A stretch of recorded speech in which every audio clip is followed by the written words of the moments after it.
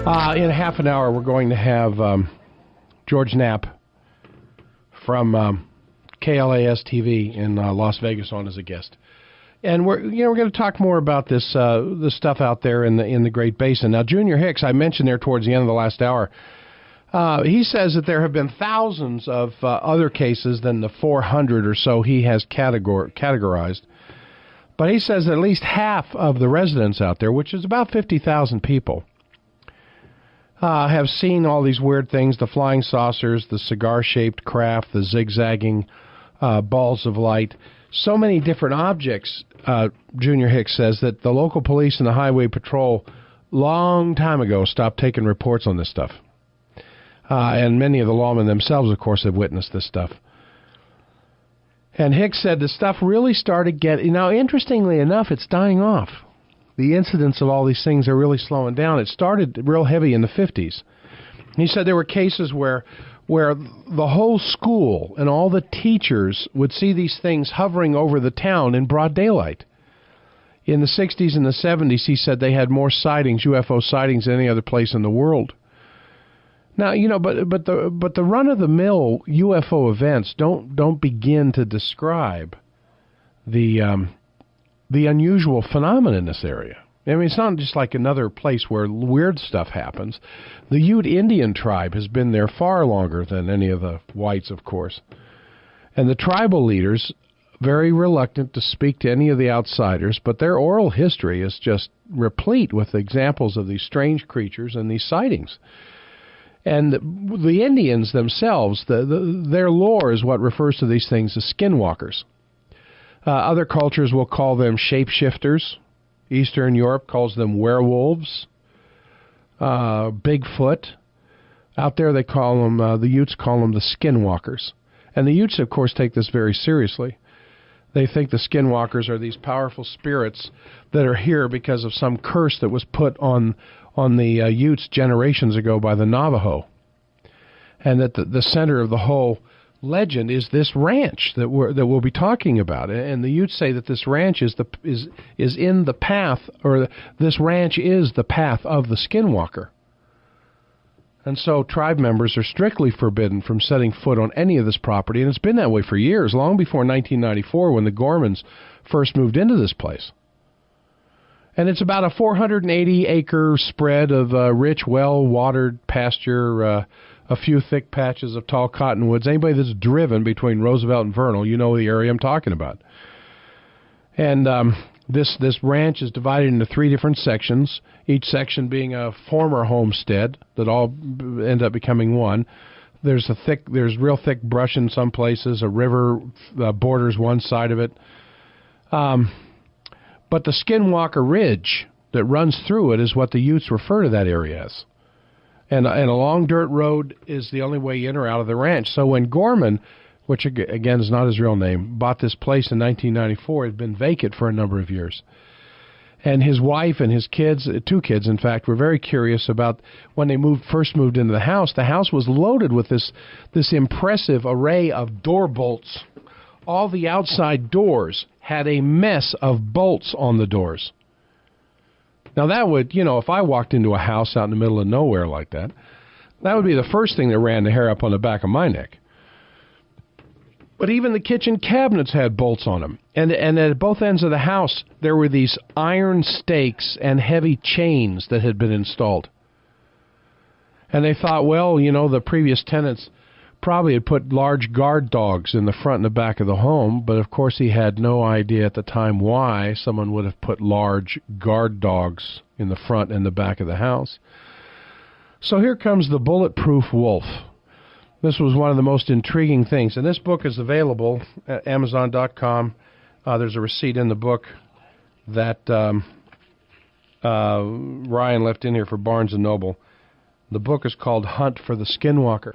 So one of the more impressive parts of the book is one day the Gormans had moved their furnishings onto the property, and they spotted this extremely large wolf out in the pasture. This is right at the beginning of their experiences on the ranch. And this wolf cautiously makes its way across the field, and then to the surprise of everyone, sidles up to the family, acting like it was the family's favorite pet, and it's a huge wolf. And it had rained that day, and the family remembers that the wolf smelled like a wet dog as they were petting it. And after a few minutes, the wolf strolls over to the corral and grabs a calf that's in the corral by its snout, trying to pull the calf through the corral bars. So Gorman and his father, who happens to be there, begins beating the wolf on the back with these sticks, but it won't release the calf. So Gorman grabs his .357 Magnum from his truck and shoots the wolf at point-blank range, and the slug has no noticeable effect.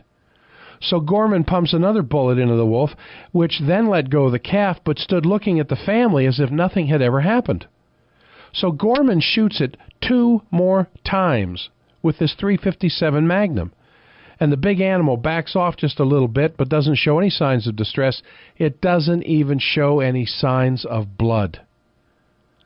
So people standing there in utter shock, So Gorman goes and gets his hunting rifle and shoots the wolf again, this time at an even closer range. Now, Gorman's not only an experienced marksman, but he is a big game hunter of considerable repute. So 5 slugs would have been enough to bring down an elk without even trying, let alone a wolf. So the 5th shot causes this chunk of hair and flesh to fly off of the wolf, but the wolf still doesn't seem to be fazed. So after a 6th shot, again from the high-powered rifle, the wolf just casually trots across the field into this muddy thicket. So Gorman and his father track down this beast for about a mile, following its footprints through the mud, but the tracks suddenly end as though it just vanished into air. Didn't disappear. It was in the mud. They followed the tracks in the mud till the tracks stopped, as though the animal disappeared in the air. So they come back to the corral area, and Gorman he picks up this chunk of the wolf flesh and says it looked and smelled like rotten, dead meat. So he makes these inquiries with his neighbors. No one seems to know anything about any tame, oversized wolves running around the area. So a few weeks later, Mrs. Gorman encounters a wolf that was so large that its back was parallel with the top of her window as it stood beside her car. And then the wolf was accompanied by some other dog-like looking animal that she could not identify, never having seen anything like it, and could not see anything like it in any animal books. So over the next 2 years, this menagerie of all these weird animals was reported by family members and neighbors and began to show up more and more. And so while driving into the ranch on this bright, sunny afternoon, Gorman and his family saw something attacking one of their horses. And they describe it as something that was very low to the ground, heavily muscled, weighing about 200 pounds, with curly red hair and a big bushy tail. They said it looked something like a very muscular hyena, and it seemed to be clawing at the horse, almost playing with it. So Gorman gets within 40 feet of this animal, but says it just literally vanished in front of his eyes. Poof, gone. So they checked the horse and found all these claw marks on its legs. And a few months later, the wife of a deputy sheriff reported seeing some similar muscular reddish beast running across their property. Another visitor to the ranch has a rather more ominous encounter in the middle of their homestead, the same place where these other things have been taking place, very close by. And the visitor, along with Gorman and his son, say that they saw this large, blurry something moving through the trees. Now, I remind you, I'm reading this late at night, before I go to sleep to get up the next morning to do a radio show. It's a little spooky the further you get into this book. So, I mean, and they said the visitor had been meditating when this thing shows up. They had a visitor to the ranch who was out there doing meditation stuff, seeing if he could link into what was going on. So he's out there meditating, and this thing shows up. And it swiftly is moving from the trees across the pasture, covering 100 yards in a few seconds. When it finally came up, reached the man, lets out this ferocious roar, something akin to a large bear, they said, a roar loud enough to be heard hundreds of yards away. But they said, of course, this was no bear. It was, according to the Gormans, nearly invisible, representing or resembling the camouflaged being in the movie The Predator. Those of you who've seen The Predator, you know what I'm talking about. The visitor who was out there meditating at the invitation of the Gormans to try to make contact with something was so frightened, he grabbed onto Gorman with his eyes closed in a fetal position and would not let go of Gorman for a moment's thought until he finally gets some composure, leaves the ranch, and never, ever, ever returned. And so these other creatures and these beings, others were also seen, some rather exotic multicolored birds that were certainly not native to northeastern Utah. And then a lot of numerous close encounters with 9-foot-tall beasts that resembled a Bigfoot or Sasquatch. And as if those visual experiences weren't enough, the family claims that its other senses were also challenged by all kinds of assorted weird events. They often were overwhelmed by very strong, musky odors, and the pastures would unexplainably light up at night like a football stadium. And they claim to have seen these shafts of light from above, and some seemingly emanated from the ground up to the sky, conduits of light, they said. And they and others say they would hear what sounded like heavy machinery operating down underneath the earth, and they would hear voices. And then Tom Gorman and his son and his nephew remembered hearing this loud, disembodied conversation in some unintelligible language. And the disembodied male voices would speak in what the witnesses say was some mocking tone and sounded like they were emanating from 20 or more feet up in the air above their heads, but they would see nothing at all, just hear the voices. And the dogs accompanying the three witnesses growled and would bark at the voices, and then they would take off in a panic.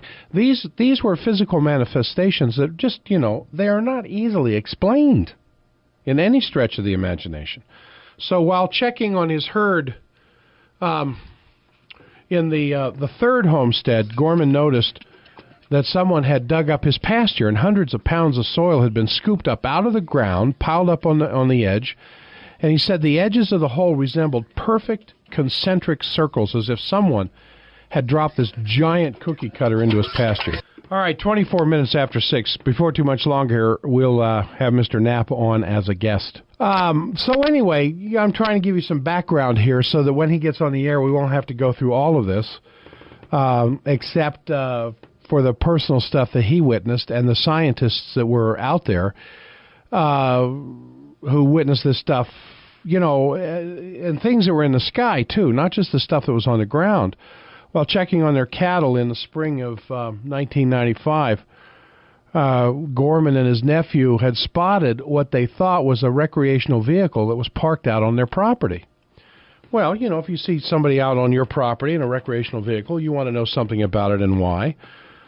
So they approach it figuring the driver might be having some kind of mechanical trouble, but as they get closer, the RV, moves, silently away from them. And the closer they get, the further it moves away. So they finally climb this fence to get a better look at it, and that's when they finally figured out this thing was no Winnebago. The craft rises up above the treetops, slowly flows away, making no sound whatsoever as it departs. It wasn't a helicopter. The witnesses had a clear view, say the object was shaped much like a refrigerator with a single light on its front and a red light on the back. And so before long, everyone in the family starts seeing these weird aerial objects, and Mrs. Gorman says something that resembled a stealth fighter but ringed with these blinking disco lights silently hovers about 20 feet over her vehicle without making a single sound before it goes zipping off. And then each family member has these repeated sightings of a cloud that usually just hovers outside the property. And the cloud was characterized as having all these little blinking Christmas tree lights or some kind of silent mini-explosions going on inside of it. And among the other aerial craft that were seen by the Gormans, their neighbors and other witnesses were these classic flying saucer objects and flying sombreros, these shafts of light that are similar to fluorescent light bulbs, and on all these cigar-shaped craft that were several football fields long. So by far the most common objects that they witnessed were these floating spheres of different sizes and colors. In 95 and 96, the Gormans and others reported 12 separate incidents of seeing these large orange circles flying over the trees. Gorman claims that holes would occasionally open up in these orange spheres, and these smaller spheres would come flying out of them. And a neighboring rancher told a reporter that one of his own encounters, with which he described simply as being a big, large orange basketball floating around in the sky. So, by early 1996, they'd been there for a year and a half, and the sighting of these spheres at the ranch, were commonplace. I mean, these orbs, they said, were about the size of a softball. They were made of glass. They were filled with this bubbling blue liquid that seemed to rotate inside the sphere. The Gormans said that by April of 96, I think, that they had watched one of these orbs repeatedly circling the head of one of their horses. And suddenly the horse was illuminated by this intense blue light, and there was a sound like static electricity in the air, but there, wasn't any ball lightning. The orb seemed to be intelligently controlled, making sense out of its movements. So when Gorman approached the horse with a flashlight, the orb just darted off and disappeared through the tree branches, he said, with incredible speed and dexterity. It seemed to know where to move. Then the Gorman said that these blue spheres seemed to generate psychological effects on family members, and these waves of fear would come over them when their blue orbs were around them. And they said it was one of these blue orbs that finally convinced the Gormans to sell the ranch. All right, we're back. Those of you who have lived in Las Vegas area, who watched Channel 8, Eyewitness News, CBS, you'll remember George Knapp was a TV anchorman down there. We're still trying to get him on the air. We've made several calls. My producer, Daryl, talked to him yesterday. Yeah, I talked to him yesterday. He said he'd be available this morning. 7:30. Was that our time or 7:30 his time? We're still trying to call him and get him on the air with us. So, so anyway, it was the appearance of one of these blue orbs in particular I was talking about that finally convinced the Gormans it was time to sell. Every time I would go through another chapter of this book, I keep thinking, what are these people waiting for?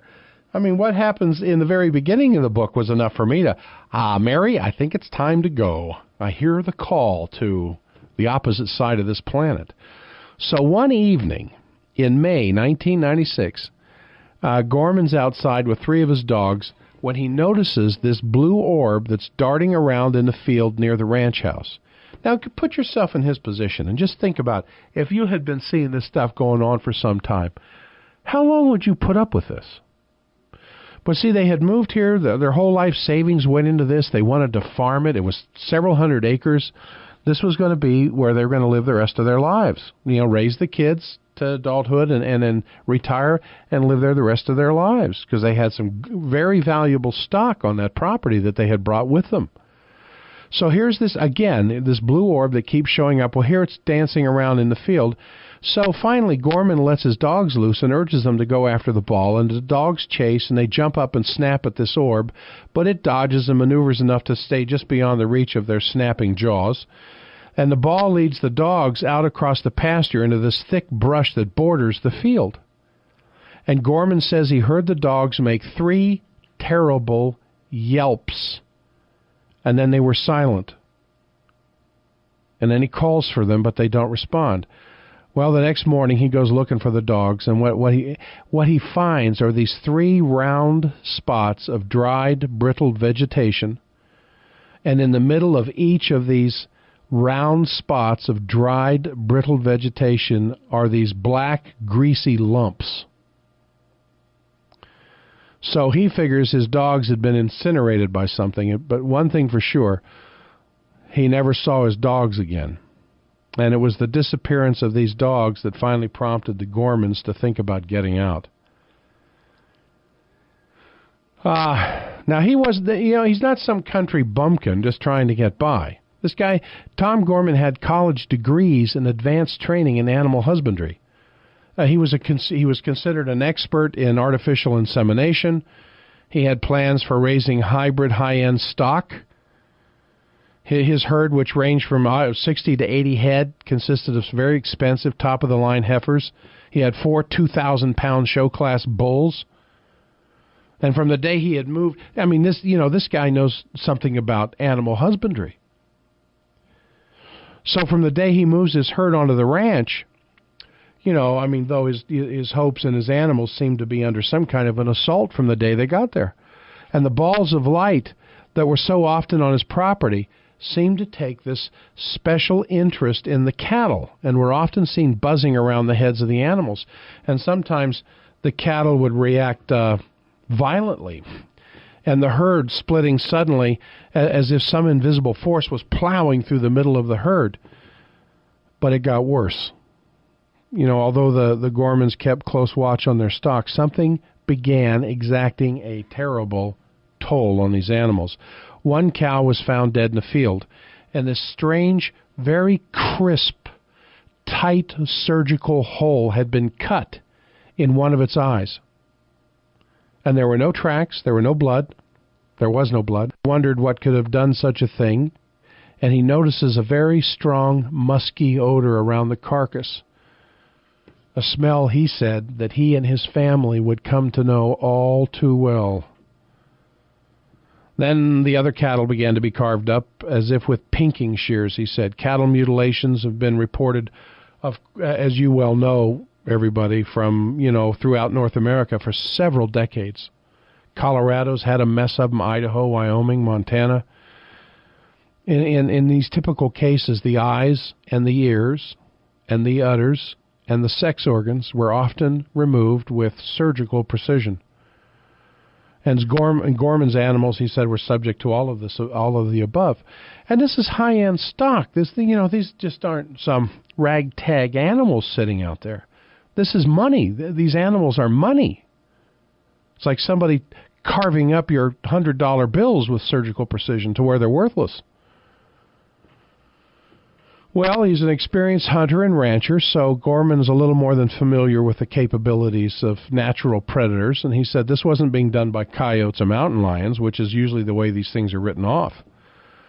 The butchery was simply just too clean, and no blood was ever left at the scene of the attacks. And his other animals were suffering. His favorite horse had its legs slashed, as if by some kind of sharp instruments or claws. And any time they would find animals like this, there was always this musky odor that was still in the air when he would discover the damaged animals. And then the dogs begin, whatever dogs are left at this point, begin to develop paranoia. They would stay inside their dog houses for days at a time, too fearful to come out of their dog houses even for food. 6 of the family's cats vanished in one night alone. And then all of a sudden the cattle started disappearing altogether. One of the animals vanished from a snow-covered field. Gorman said that he saw the footprints lead into the field, and then the track simply stopped as if the animal had been plucked up into the sky. A 1,200-pound cow leaves tracks in the snow the last time I saw, so what happened to this one? But in all, 14 of Gorman's prized animals were either sliced up or vanished. In one instance, a cow was found mutilated just 5 minutes after Gorman's son had checked on it. Something cut a hole about 6 inches wide and 18 inches deep in the animal's rectum. And the cord out section extended into the cow's body cavity, but there was no blood on the cow, and there was no blood on the snow-covered ground where just minutes earlier the animal had been seen in a perfectly normal state. So he lost about 14 of these expensive animals from an 80-head herd. That's extreme by any standards. Maybe during the winter in the Uinta Basin you might lose 1 to a bear or wolves or something, but 14 out of 80? Well, it meant that he was close to financial collapse. You can't lose that many animals from a herd that small and make any kind of progress. Well, it just gets worse. And even though I have read the book and have sworn I will never read something like this again on a dark night, and going through my experience with having read this book so far for about the last 40 minutes, we now have George Knapp here. Let's see if I got this all hooked up. George, you there? I am. Good morning, Jack. Oh, hey, welcome to K-Talk. Glad to have you here. It's a book that I've had an awful lot of fun with. One of the people mentioned in the book, Ryan Layton, is an old friend of mine from a couple of decades ago, and he brought me his copy of the book, which I've gone through, Hunt for the Skinwalker. And you being one of the co-authors of the book, we wanted to get you on here and talk about this because, it's one thing to read some fiction, and there's a lot of good horror stories out there by a whole series of guys who regularly write this kind of stuff. It's another thing when you read this stuff that purports to be a series of true actual events and occurring just a couple, 100 miles or so down the road, as one of the most peculiar areas on the face of the planet. Now, what we're talking about, ladies and gentlemen, Hunt for the Skinwalker, if you're just tuning in and you haven't heard what I've been talking about it, what I've been saying about it, where science finally confronts these unexplained... I was telling everybody a series of events that have occurred there, George, without... before the science team finally shows up to find out what the heck's going on. But the book title, ladies and gentlemen, Hunt for the Skinwalker, you can get it at Amazon.com, you can get it at Barnes & Noble, BN.com, you can get it at any of the local stores. My gosh.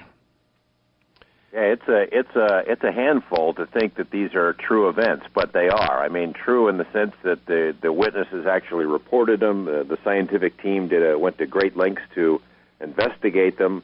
They didn't come away with a lot of solid proof or anything that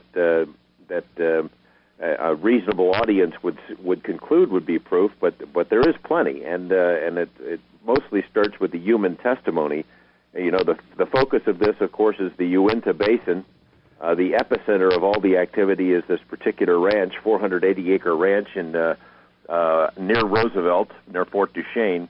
And things have been going on there for 50 years that we know of, probably a lot longer. Well, the Ute Indians themselves in their oral histories record a long time ago. Exactly. And the Utes, as you know, that's where the title comes from. They believe that this particular ranch is, in their words, in the path of the Skinwalker. They believe that they've got some kind of a curse on them, and that whatever this thing is, it's sort of their umbrella explanation for all the strange stuff that's happened on this particular property. But they don't go on the property. They advise their tribal members not to go on the property because the place is cursed by something bad, and I guess you've already listed I've talked about the wolf. I've talked about the Skinwalker itself. I've talked about the lights. A lot of the aerial phenomena that occurred even in the daylight, witnessed by more people than just the Gormans. There are several things. I was just getting to the point where the National Institute for Discovery Science was about to show up. I haven't gone into that part yet, but still. One series of events after another like this, the question that kept coming up in my mind as I'm reading this book is, if I had been Mr. Gorman, the very earliest incidences here recounted in this book, I'd have had a for sale sign out in front of that farm a lot earlier than he did. I've heard that comment a lot since the book has been out, and I relate to it. But this guy was stubborn. I mean, this was his dream property. Oh yeah, and this guy is no hick. Yeah. I mean, he has degrees. He has prized herds. He's an expert in artificial insemination. He has these huge 4,000 or 2,000 pound bulls. That this was going to be a money making opportunity to him with some prize stock until he runs up against the Skinwalker. He just wasn't going to give up. I mean, for a long time, he thought somebody was messing with his head. Maybe the military was doing this, and he was going to get to the bottom of it one way or another. And I will bet you that wherever he is right now, and I have a pretty good idea where he is, that part of him still wishes that he could stick around and stalk this thing and figure out who did this to he and his family. Well, I'm an upper cervical chiropractor in the Salt Lake area, and I draw in a patient load from hundreds of people from Idaho, Wyoming, far eastern Utah. And I have patients who, when I find out they're from Roosevelt or they find out they're from Duchesne or any of those areas out there, I always immediately, even during the consultation, I'll ask them about this stuff. Oh, yeah. I mean, they're as familiar with that as they are with the pioneer history of Utah. I mean, it's like, well, so big deal, you know. Let me get back to why I came to see you. No. I want. Did you see anything? Oh yeah, we saw that stuff all. Well, did it ever? Well, at first it bothered us, but after a while it begins to be commonplace, and you don't think about it. Well, we interviewed a heck of a lot of people up in that area throughout the Uinta Basin, and I don't think we found anyone who hadn't had an experience, or whose family hadn't had an experience, either with UFOs or cattle mutilation or something along those lines. Well, I asked this person if they knew the Gorman character, and they had in fact, this one woman, her name's Maureen. I'm not going to mention her last name, but she said, and of course that's not their name. She knows the real people, and she knows where they've gone, and she said, I could probably put you in touch. And I said, I don't think they want that. From what I read in the book, they would just as soon be left alone at this point. That's absolutely true. Yeah, they want nothing to do with it. In fact, it's bothered a lot of people that we had to change the names, but the names are well known. I mean, they were out there in a couple of news articles in the past, and everybody wants to dig them up. You can find out who it is. Ryan Layton, your friend Ryan Layton, was on the ranch several times and knew the family and interviewed them about these kinds of things long before NIDS was on the scene, too. Yes. So now, what is your relationship to NIDS? I mean, being an investigative news reporter for Eyewitness News in Las Vegas on KLAS-TV, what's your relationship to NIDS, and how you got involved with this? Well, I started doing stories about UFOs and Area 51 back in the late 80s, and it sort of caught the attention of Robert Bigelow, the guy who founded NIDS, and he and I just formed a friendship. And so over the years, as he has financed NIDS and a lot of other kinds of research into so-called paranormal topics, he'd let me know what was going on. It was the same way for the ranch. I mean, I was getting the reports about the ranch for 7 years as they poured in, and it was chomping at the bit to do a story, but one of the conditions was that I couldn't do anything until they gave me permission, because they just simply didn't want all kinds of people showing up at the property, having tailgate parties, and setting up shop to look for UFOs. So it drove me crazy for a long time to keep quiet about it, but that was the deal. But eventually I kept pestering NIDS and Mr. Bigelow, and they allowed me onto the property finally, and I started working on a documentary that eventually led to the book. All right, we're going to go to a break here for a second. George Knapp out of Las Vegas, Eyewitness News Channel 8, and co-author of the book, Hunt for the Skinwalker. We do a lot of books on this show, but this is one book you have got to read. Now, let's get into the scientific aspect of this. How scientific is NIDS? Well, it's world-class. I mean, Bigelow put together a world-class science advisory board, some names that you would know, including 2 former U.S. astronauts, a lot of folks who had worked for government agencies and national labs. I mean, top-flight folks. That's the advisory board. Right. This wasn't the people who showed up there weren't a bunch of witchers with little sticks trying to figure out what's going on. No. Some high-tech equipment showed up.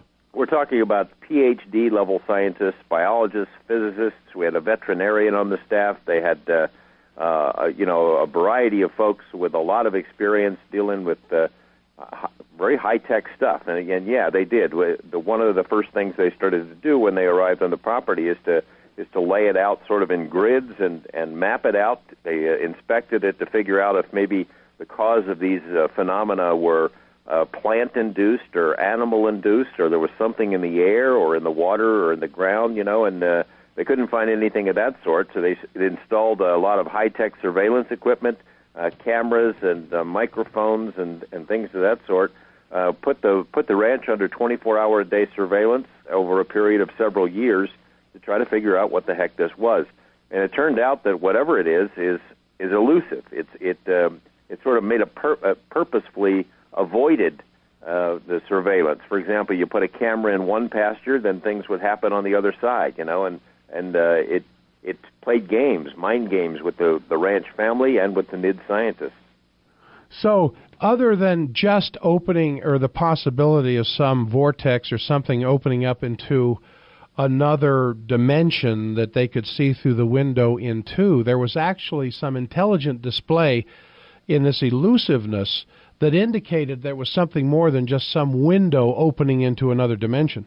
No question. I mean, it toyed with them in a lot of ways, as with the family. You know, you've mentioned to your listeners a lot of the big scary events that happen. The stuff that kind of freaks me out the most are the little events, the tiny little like poltergeist events that would play with their heads. For example, mom goes to town to go shopping for enough groceries for a couple of weeks. She comes home, she puts all the bags on the table, takes all the food out and puts it away in the cabinets. She walks down to the bathroom and is gone for 2 or 3 minutes, comes back, and all the food's back out of the pantry and back into the bag, stuff like that. Yeah, see. Dad's out in the pasture. He's using a big post hole digger. He stops for just a second to wipe his brow, get a sip of water, looks back, and the post hole digger's gone. He finds it a couple of weeks later, 40 feet up in a tree. Things like that would happen all the time. The incident with the bulls that you mentioned, the mom and dad as they're going past the bulls and these 2,000-pound bulls in the corral, and they mention to each other, boy, if something happens to them, we're really in trouble. And as soon as they come back, they notice all 4 of them are gone, and I think you've already told the story where they found them. That kind of stuff suggests that this was in the words of one NID scientist, a precognitive sentient entity. It seemed to know what they were going to do. It was smart, and it played with them. I didn't really get a chance to tell the bull story. Well, the story was. Well, we got about a minute.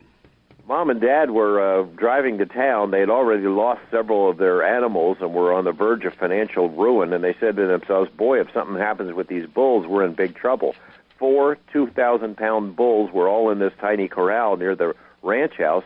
When they drove back and they saw all 4 of the bulls are gone. Well, they're panicking. They're running around looking for the animals, and inside the corral there's this metal trailer. There's only one door to it. It's wired shut, thick metal wire. The father, almost ready to give up, looks in this tiny grate at the top of the trailer, and there's all 4 bulls in the trailer, crammed together, almost like they had been forced into there, and they're kind of in a trance. Hold on. We're going to have to pick up that on the other side of the news. George? Yeah, Jack, I'm wondering if anybody ever took an .6 or something and tried to take one of those things out. Thanks, bye. All right, that just came in on the Jack This line. I referred to the big wolf that occurred back at the very beginning during the first hour of the show where, they had used a high-powered rifle several times on this animal, even blew off a chunk of meat from the animal that had all the appearance of being rotten. Later on when they took a look at it, and the animal just kind of casually walks off till it finally disappears. They've tried that. George, you there? Yes, I am. Good. I'm wondering, we've only got 30 minutes, so I want to get to the point here in a hurry. But I'm kind of wondering, with all the apparitions that they saw in the house, all these lights, all these dark creatures that would peer in the windows, to the point where they would finally sleep as a family together on the floor in the living room. Did anyone ever say to these things, "Hey, go towards the light"? I'm not sure that they used that exact phrase, but there were interactions in particular between the family and these entities. I mean, there was one instance where they're walking. The mom and dad are out in the pasture walking at night, and these voices are chatting at them, like apparently coming from 8 or 9 feet above their heads, yes, yakking away in some strange language, and they yell at them to be quiet, and then these voices were quiet for a second, then they sort of were mocking and laughing at them. There were incidents where these blue orbs that caused so much terror among them were floating around, and they used a flashlight, to try to scare it away, and it did. It worked for a second. There were incidents where they chased the animals that they saw in the fields and tried to interact with them.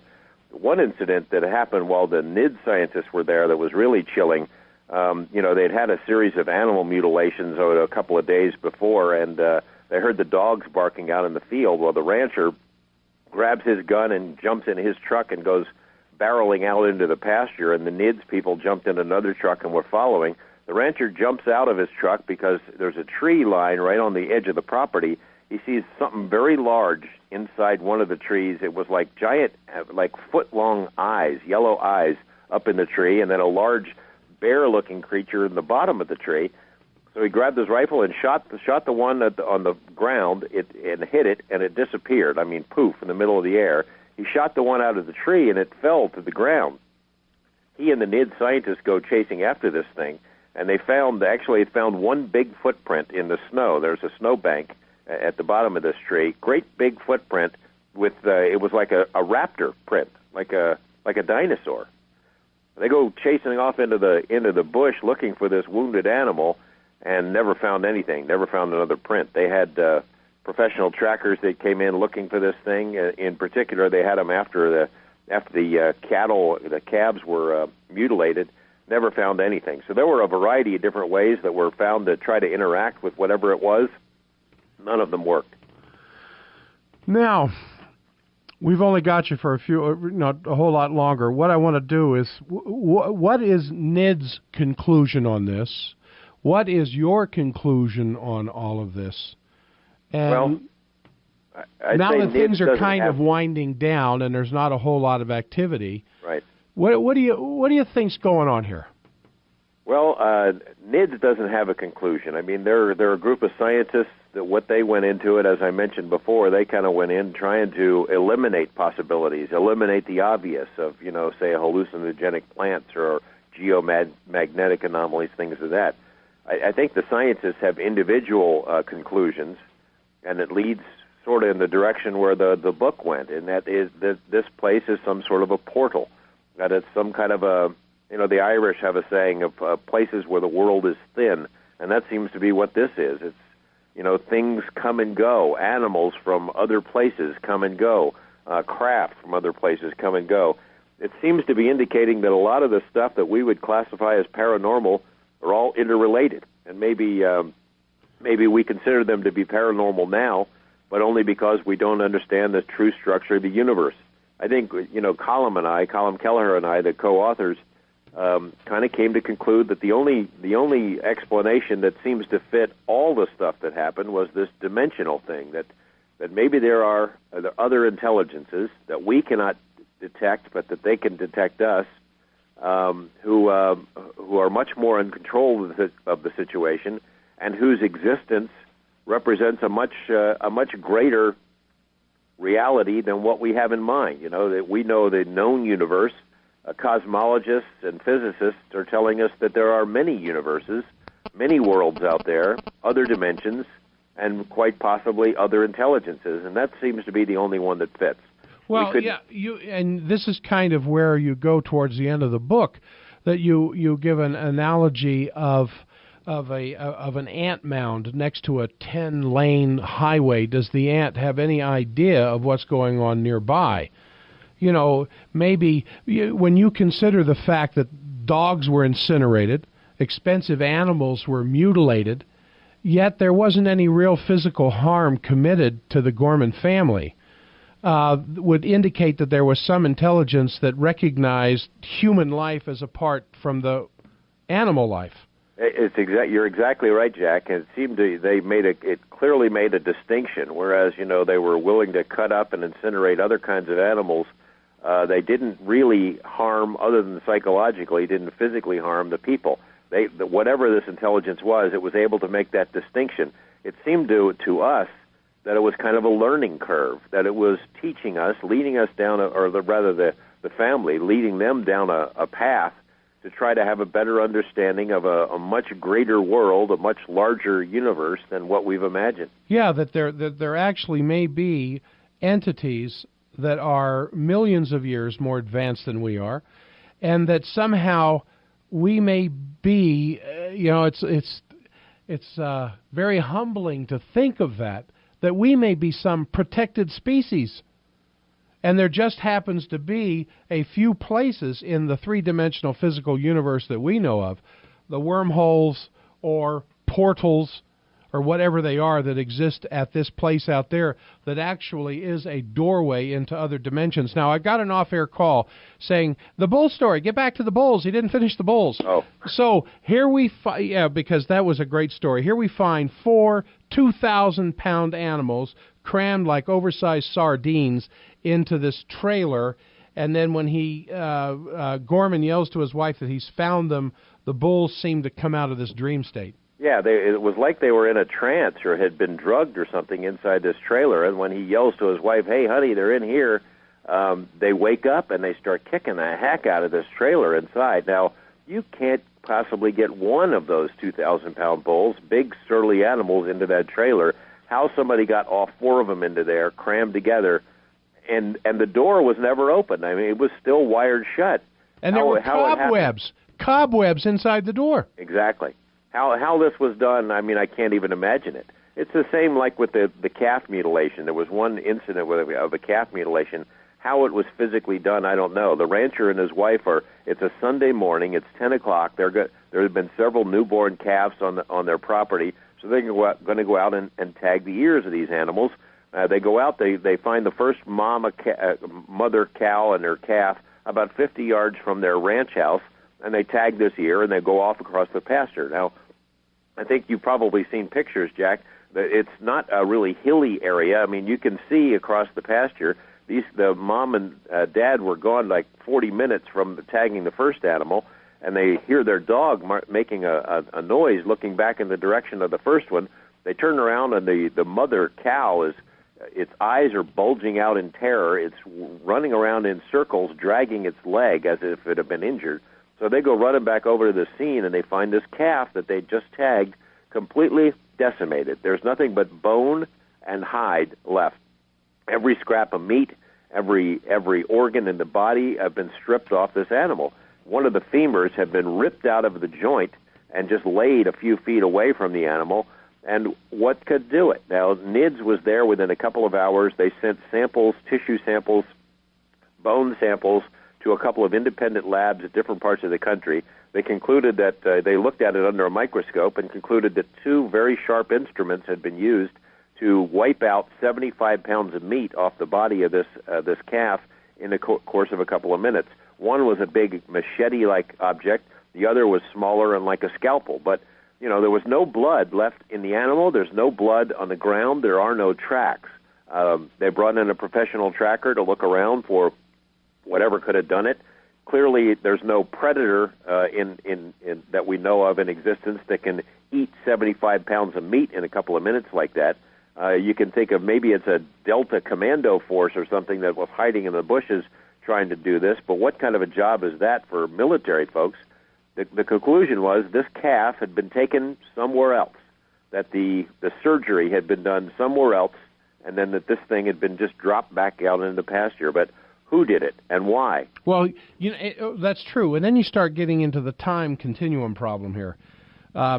You're familiar with Jacques Vallée. Sure. And the work that he's done, of course. And one of the accounts that he gives in his several books is of this Brazilian lineman. There's a group of linemen that are working in the jungles of Brazil to bring in power. And while they're working, they notice one of their buddies is gone. And they start looking around for him, and they figure, well, he just went off to the jungle to relieve himself or something. And after a few minutes, he returns with 2 weeks of beard growth on his face and tells a story they cannot believe, but he had only been gone away from them for about 20, 25 minutes. Shows back up with 2 weeks of beard. The cobwebs inside the trailer of the door that would indicate the door had been shut for a long time, but the bulls had only been in there a matter of minutes. Right. There's something more going on here than just some governmental conspiracy thing of trying to cover up the government's advances with UFO or anti-gravity traffic and trying to create a Skinwalker legend around everything to try to scare everybody away from what the government is secretly doing in the Uinta Mountains. Well, that certainly doesn't fit in this case. No, but that's what a lot of people dismiss. You could say that the government might have a psychological exercise underway, but they haven't been doing it for 50 years, which is how long this stuff has been going on. And even longer with the Utes. Yeah, that's not a government exercise, and I would wonder what Delta Commando gets the job of sneaking into the kitchen to take all the groceries out of the pantry. Or another example, the mom would take a shower every morning, and she'd lock the bathroom door. She puts a towel and a brush on the cabinet there. She'd come out and they're gone. She'd find the hairbrush in the microwave. She'd find the towel in the freezer hours later. I mean, what commando gets those kinds of assignments? It's It's not a military exercise, although I'm convinced that the military is certainly interested in what's going on there now. Well, yeah, no doubt about that. Hold on. We'll be right back with George. A few more minutes. Don't go away.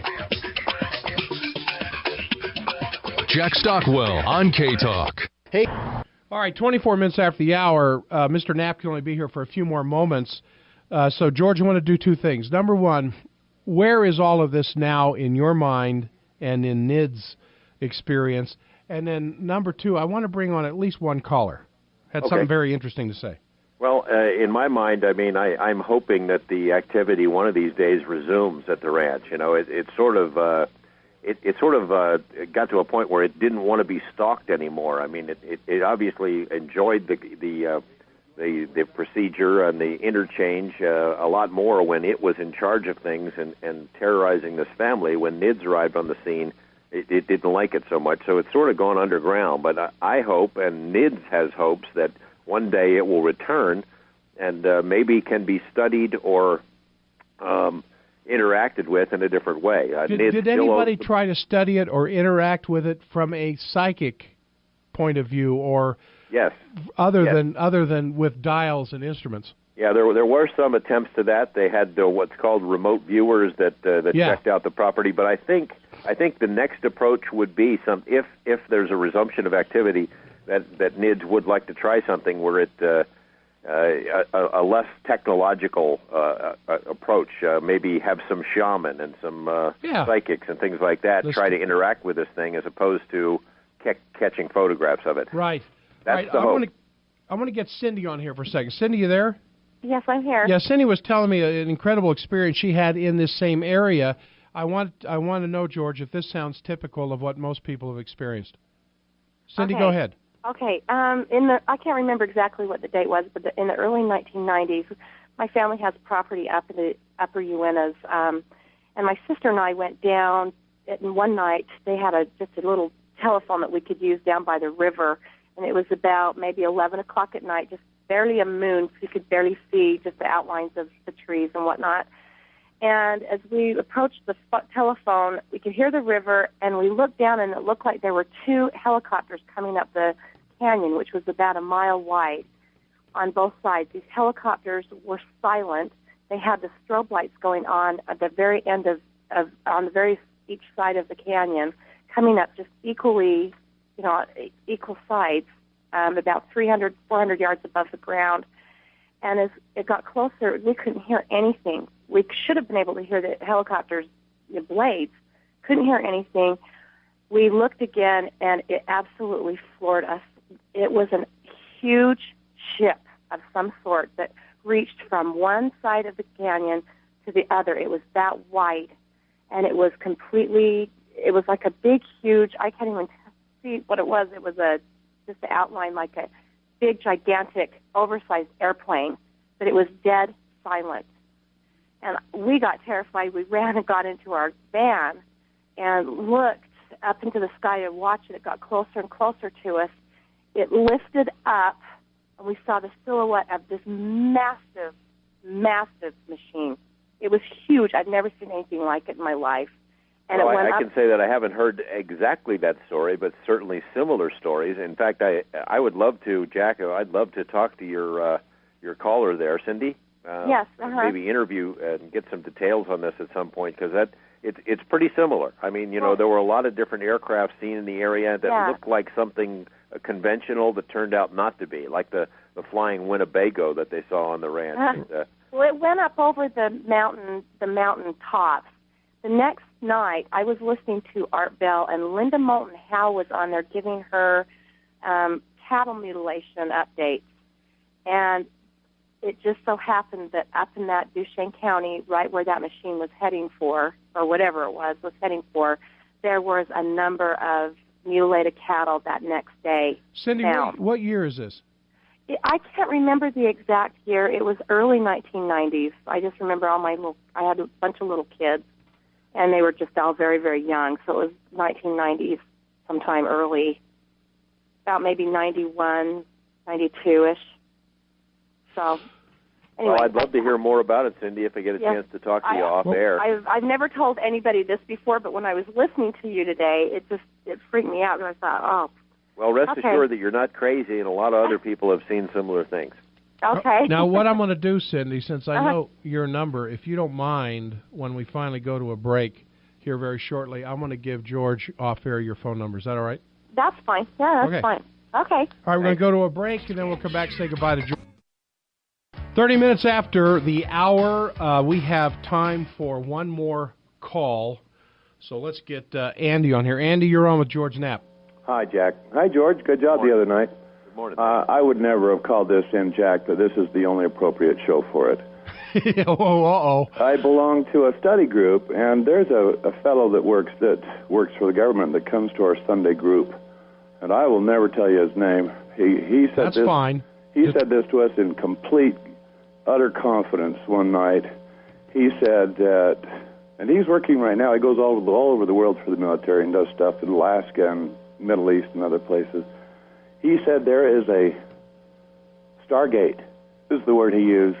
Either a natural Stargate or some ancient device, and it's buried in the Uintas, and the military's been all over it for a long time. My question is, have you ever heard that word before? You were saying the word portal, but a place where other dimensions come together, and these ships might be coming and going out of there, and they might be, they might be fishing, and they like cow eyes or something. Yeah, well, the yummy cow parts. We eat cows, so that's not that unusual. I've heard the term Stargate before. I've never heard it applied to the Uinta Basin. There have been a variety. There are a couple of different top-secret government programs under the Stargate banner. One of them was remote viewing, but I've never heard it used there. I'd be really interested in learning more about I know. Well, tell you what, they know how to get a hold of me. If you want my number, go ahead and let the producer give you. I'll give you his name, but he has to be willing. I'll just I give you understand that. his name and number. I don't bother people that don't want to talk to me, but he might as an anonymous. I'd be very surprised if the military was not interested in what's been going on there. Well, certainly if there is spacecraft or at least anti-gravity craft as big as what Cindy was describing from one mountain ridge to the next, filling the whole valley, not making 1 decibel of sound overhead and disappearing over a far mountain ridge, either the military is doing that or the military wants to know how to do that. Yeah. So one or the other. Austin, my son and I were camping near there a couple of years ago in the middle of the night. We heard automatic weapons fire all over the place. Huh. Well, I appreciate the call, and I hope I can get the number of that guy. Yeah, okay. Thanks, Andy. Darryl will give it to you. Appreciate your call. You're welcome. Bye. Hey, one other question here, George. How's Channel 8 Eyewitness News? How do they look at you in the midst of all of this, and with your other news investigative colleagues? First, it was Area 51, and then it was the Uinta Basin, and are you being pigeonholed off to the side somewhere?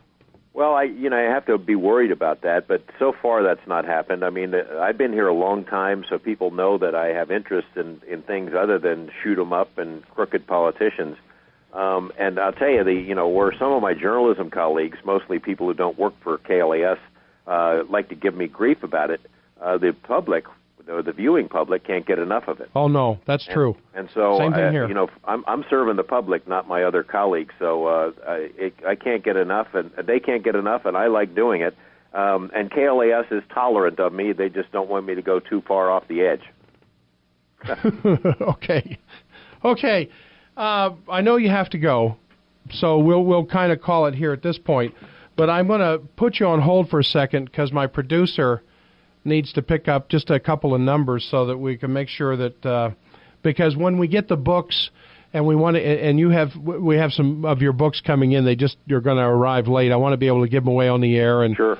And once we get this out a little bit more, I definitely want to be able to get you back on here. I'll be glad to, because there's a lot more questions. George, thanks so much. Hold on for a moment. All right. Here you have a battery of PhD level. I mean, it's a rather impressive team of physicists, engineers, psychologists, trying, and why do you bring the psychologists in? You bring the psychologists in to interview the families, interview the people involved, to make sure that you're not dealing with a bunch of nutcases.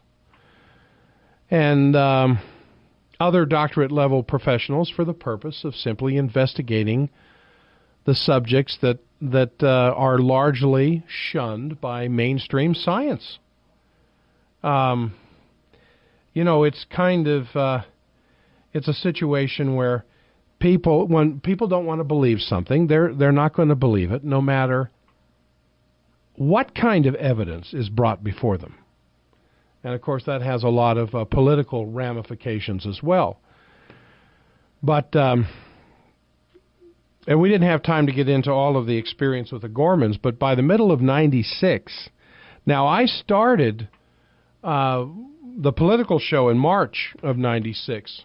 I was on the air from March '95 through March of '96 doing a health show. And it was in March of '96. What's that? That's 10 years ago that I started doing this Monday through Friday show. And it was shortly after that Ryan Layton contacted me and said, "Hey, Jack, there's something going on out there in the Uinta Basin, and you need to come out and take a look at it."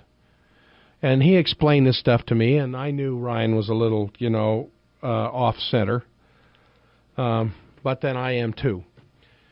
And we had been friends for a good 20 years so far. And he said, I'm going to set something up, and we're going to go out there, and we're going to spend a few nights out there on this farm. He didn't give me the names or anything at the time. He just said there's this farm out there. And because of the work that Ryan has done, and he calls in here on a regular basis, he was mentioned in the book, Hunt for the Skinwalker, as one of the people who'd been doing an awful lot of investigative work out there. But by the middle of 1990, I bring up 96 is because by the middle of 96, the Gormans were ready to just cash in their chips. I mean, those who know him say that he had blamed himself for the weird string of events that you've been hearing about for the last little while. Well, what they did next, I'll tell you about as soon as we get back. Now, tomorrow, Sanders Hicks is going to be my guest, who's the author of the book, The Big Wedding. And what The Big Wedding does is it examines the CIA's controlling client relationship with Pakistani intelligence and the ones who had close, documented, underreported links to the 9/11 terrorists. In The Big Wedding, in this book, The Big Wedding, and I think we got one or two to give away on the show, Sanders Hicks hits the road, starts going around to all the whistleblowers in the country, and he finds one, Randy Glass, who documents how the FBI was warned by Pakistani intelligence 3 years before the attack on 9/11. And so what he goes into is his original research with the neocons, the Bush family, the CIA, the Muslim Brotherhood, and his conclusion, of course, is that it's impossible that the White House did not have detailed foreknowledge of 9/11. So he, and all these whistleblowers, all these top researchers that he's bringing together into one book include Colleen Rowley, an ATF agent, Steve Barbaroni, Muhammad Atta expert Daniel Hopsicker, CIA asset Brad Ayers, and the naval intelligence veteran Delmart Vreeland. So that's going to, what time? 8, 7, 8 o'clock, 8 to 9. From 8 to 9 tomorrow morning. Sanders Hicks, author of The Big Wedding.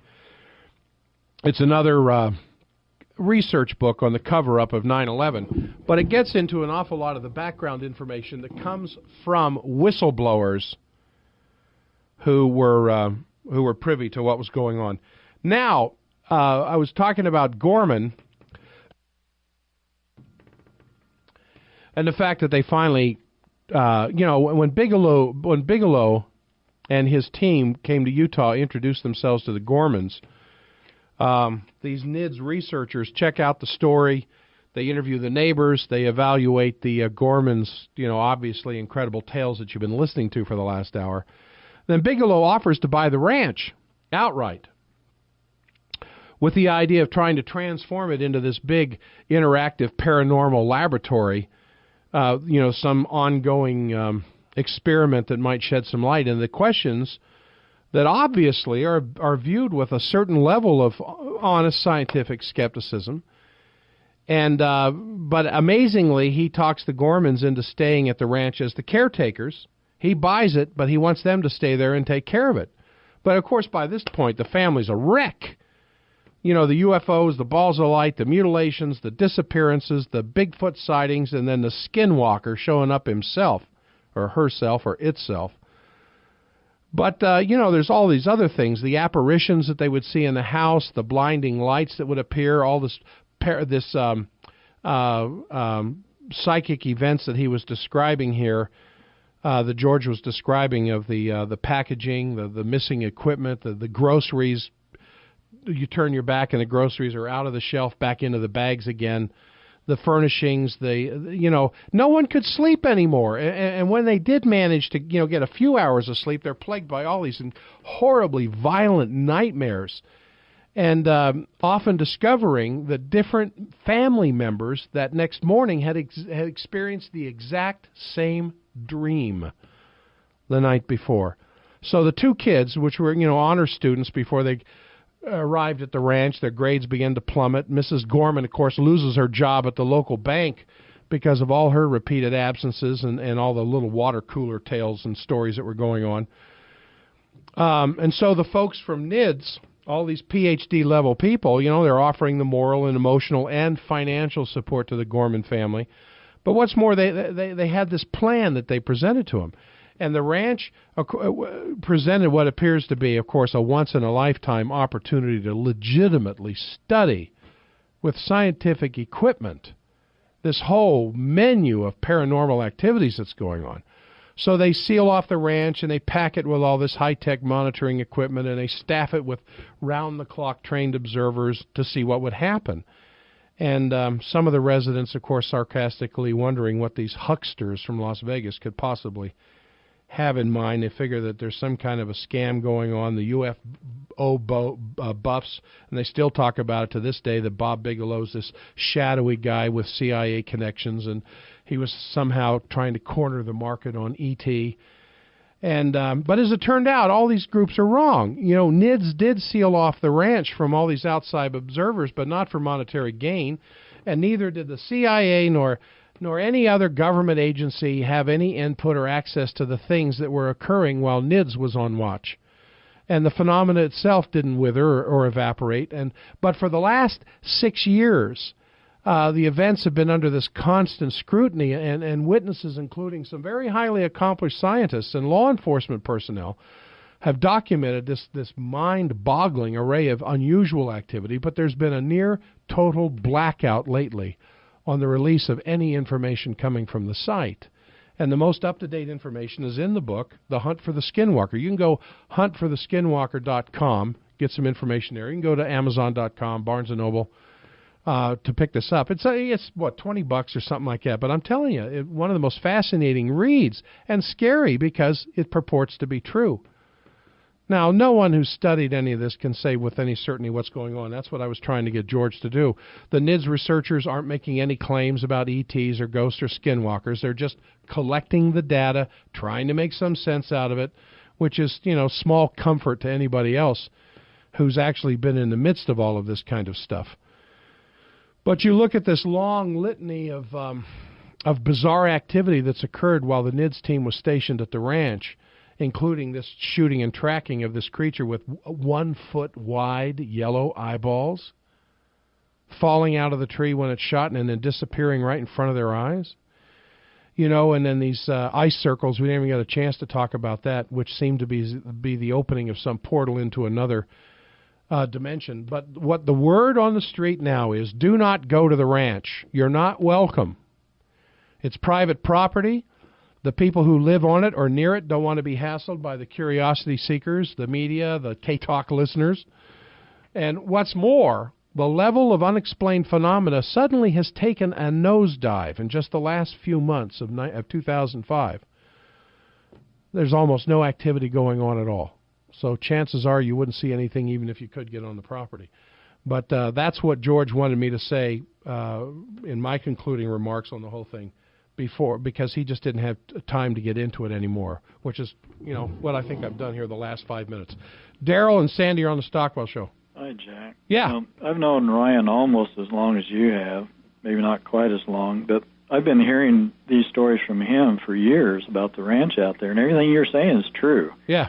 I know it doesn't sound logical, but people are still camping out on the edge of the ranch, not quite on the property, and they're still, well, at least a few months ago, very, very weird stuff going on out there. And I mean, strange creatures that don't appear to be from this planet. Yes. Even. And it messes with their minds, and they'll wake up knowing they've been screaming while they were asleep. They have strange nightmares. Hold on a second, Daryl. Hold on. We'll be right back. Got to take a quick break. Don't go away.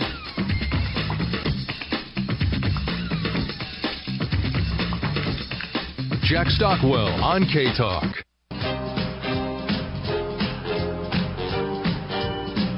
And we're back. We've only got a couple more minutes. Daryl, I'm going to give you another minute to wrap that up, and then we'll get on to Greg. Okay. You really ought to join our UFO group, because we have people in our group that's been out there, camped out overnight, and experienced the strange alien creatures and so on. But we have a UFO meeting once a month on a Saturday afternoon.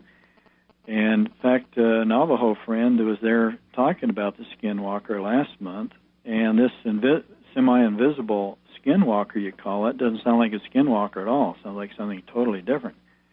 The Skinwalker generally is like an Indian person through black magic and who knows what power turns him into a wolf. The Navajos gave it. Pardon me?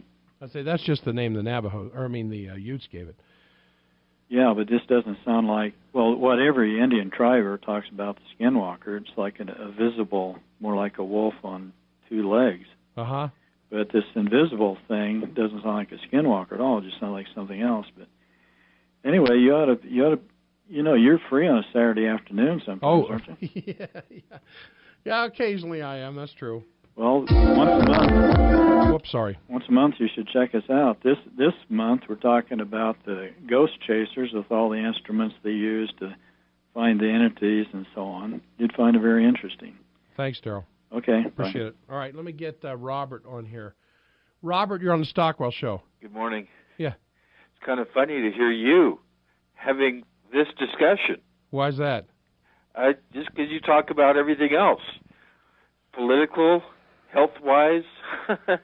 Hey, I've often made the statement, and it may get me in trouble one of these days, but I believe in everything. It get you in trouble? I believe in everything. I believe in the gods of Olympus. You don't want to get in trouble. Pretty soon someone's going to shut you down. I believe in aliens. I even believe in Greg Zenger. It doesn't take too long, I think, for people to realize there's other things out there that we don't understand. Sure. And I understand that there are other societies that have put their posterity here upon the earth. You can take a look at the Pleiades star system. Yeah. The Osiris star system, the Orion star system. How many other star systems have put their posterity here upon the earth? And you take a look at Adam and Eve, right? And you think that the history of the earth is all described in the Old Testament, New Testament. I think there's a whole lot more history going on than what's been. It's like the Old Testament, New Testament, like a bat that's hitting us in the head, and we're told it's the only truth that's out there. I think that the U.S. government has agreements with some of these other societies who have higher technology, and we have no clue how much technology there is out there, how many face-to-face agreements and collaboration is going on with the U.S. government and some of these other beings. You still there? Robert? Mwah. He disappeared. Mwah. Well, that's it. That's true. You, if there is a literal, if there's a literal expression in the story of Adam and Eve, they came from another planet. Adam, I'm sure, had a belly button. Brought here from, the question is who brought him here? But But, and then you look at all the various cultures and societies on this planet and the absolute dearth of information that we have regarding the early history of man. And I think that's probably a good reason. I think there's a good reason why we don't have that information. But I'll tell you this, if God and our idea of God are one and the same, then we've lost our way on the search for truth. We've lost our path. Let me say that again, as simply as I can. If what God really is, in the sense of the ultimate everything, and our idea of Him in that regard, is one and the same, then we somewhere have seriously jumped track in our search for truth. Because when you get into deep philosophical discussions regarding God, when you can raise the dead at the wave of a hand, then I want to talk to you. Till then, it's just another idea. Or is that too nasty to say things like that?